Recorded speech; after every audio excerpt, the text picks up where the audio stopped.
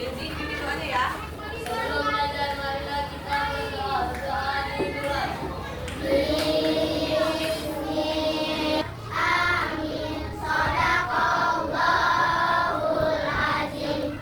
Sebelum masuk ke pembelajaran kita lihat dulu ke kanan dan ke kirinya. Siapa teman kita yang tidak hadir?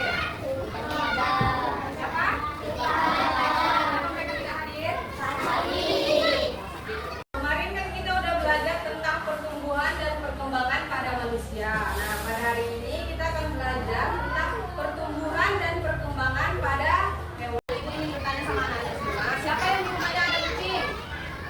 Ya, hampir semua ada kucing ya. Anak-anak pernah memperhatikan atau tidak?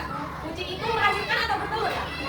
Ya, kucing itu melahirkan. Setiap makhluk hidup pasti mengalami pertumbuhan dan perkembangan.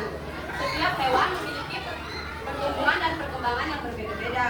Dia tergantung dari faktor yang mempengaruhinya. Biasanya itu ada dua faktor, yaitu yang pertama ada faktor internal dan faktor eksternal. Apa itu Bu faktor internal? Ada yang tahu nggak? Nah, faktor internal itu adalah faktor yang dipengaruhi dari dalam induk. Misalnya itu hormonnya, misalnya itu gen dari induknya. Misalnya induknya itu besar kan? Pasti ada kemungkinan besar anak yang lahir dari induk yang besar tersebut akan lahir dengan besar. Nah, dan yang kedua itu ada faktor eksternal. Apa itu faktor eksternal? Ada yang tahu? Nah, faktor eksternal itu adalah faktor yang terdapat di luar tubuh hewan tersebut. Misalnya itu dari faktor makanan, faktor minuman, suhu, oksigen, dan lainnya. Hewan dapat diperkembangbiakan. Ada yang tahu apa itu perkembangbiakan? Perkembangbiakan adalah kemampuan makhluk hidup untuk menghasilkan keturunan. Nah, bagaimana cara hewan itu berkembang biak? Ada yang hewan itu berkembang biak yang tadi kita sebutkan, ada yang bertelur, kemudian ada yang melahirkan. Nah, di sini ada contoh hewan yang bertelur. Di sini ada gambar apa?